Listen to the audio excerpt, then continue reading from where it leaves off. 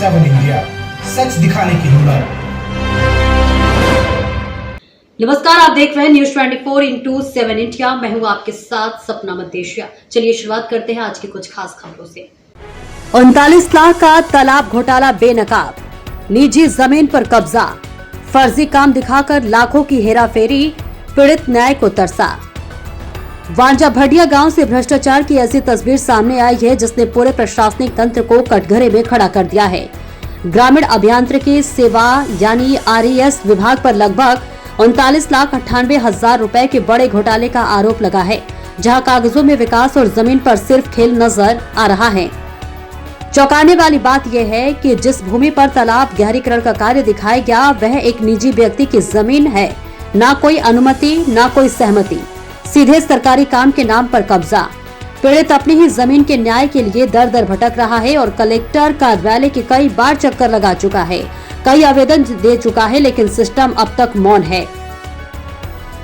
ग्रामीणों का दावा है कि जिस जगह पहले करीब 4.5 लाख रुपए से तालाब बनाया गया था उसी को दोबारा दिखाकर लगभग 40 लाख रुपए की राशि निकाल ली गई। दस्तावेजों में तालाब की लोकेशन तक बदल दी गई, जो इस पूरे मामले को और भी संदिग्ध बना देता है। मौके पर मौजूद लोगों का कहना है कि काम की गुणवत्ता बेहद खराब है, न मानक न निगरानी, सिर्फ कागजी खनापूर्ति। इससे साफ जाहिर होता है कि ये पूरा मामला केवल पैसे निकालने का जरिया बन गया। पीड़ित ने गंभीर आरोप लगाते हुए बताया कि जब उसने आवाज उठाई तो उसे 30,000 रुपए देकर मामला रफा दफा करने का दबाव बनाया गया, जिसे उसने ठुकरा दिया। अब ये मामला पूरे क्षेत्र में आक्रोश और चर्चा का केंद्र बन चुका है। ग्रामीणों ने प्रशासन से मांग की है कि इस घोटाले की निष्पक्ष जांच कर दोषियों पर कड़ी कार्रवाई की जाए।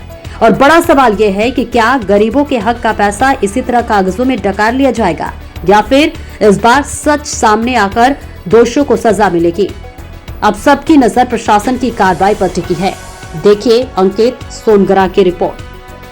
आपका नाम सर? मेरा नाम बापू सिंह डुडवे, मैं ग्राम वांजा बेड़ा से हूँ।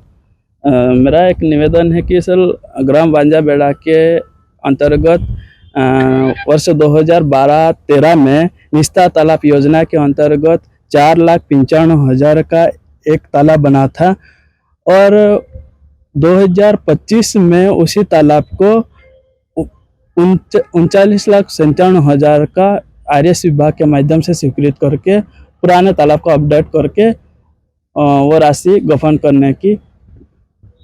मतलब पुराना तालाब 4,95,000 का एक ऑलरेडी बना हुआ था और हाँ। अभी फिर 39,97,000 का तालाब उसी जगह पे बना दिया गया। 4,97,000 का ऑलरेडी पहले से तालाब बना हुआ था और 39,97,000 का तालाब अभी स्वीकृत किया करके कुछ राशि निकाली भी गई है। आप बता रहे थे कि लोकेशन अलग अलग है। हाँ, लोकेशन तालाब की अलग है और बना है किसी और जगह। हाँ, तो लोकेशन वहाँ से 300 मीटर की दूरी पे नीचे है और बना दूसरी जगह है। और जिसके खेत में लोकेशन डालो उनसे कोई बात करके ना वहाँ लोकेशन डाल ली और हमको बिना पूछे हम इनके खेत में बढ़ा दिया तालाब। और जो सर आज तो जितने कार्य हुए किसी भी प्रकार के पंचायत में ग्राम सभा अध्यक्ष और ग्राम के उपसरपंच को कोई सूचना और किसी भी प्रकार के मीटिंग में उपस्थित नहीं होने दिया।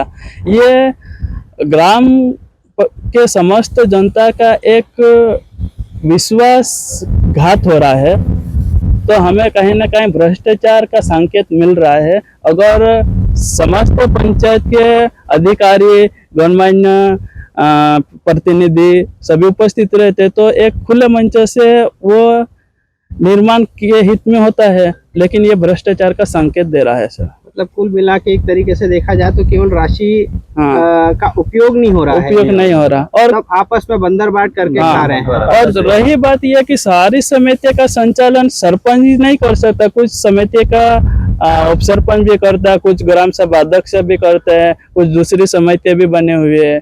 समितियों का तो कहीं से कहीं अधिकार है ही नहीं, सब समाप्त कर दिए है। और रोजगार सहायक रघुनाथ सिंह मौर्य और विकास निंगवाल और सरपंच पुत्र लक्ष्मण सिंह डावर, ये तीनों मिलकर ग्राम पंचायत का संचालन कर रहे हैं और भ्रष्टाचार कर रहे हैं खुल्लाम। सर ये जो इतना बड़ा मामला है, इसके लिए आप सभी गांव वालों ने कभी आवाज उठाई क्यों नहीं? उसमें जैसे गांव वालों को एक दिन पंच बिठाए थे पटवारी साहब उस दिन, सब मिले थे। लेकिन जो सरपंच साहब ने यूँ बोलता, ये प्रतिनिधि है वो सरपंच, वो बोलता कि ये तो मेरे को बदनाम करने की कोशिश में है, उसी आधार पे लोगों को भड़का के हमारे साथ नहीं आने देता।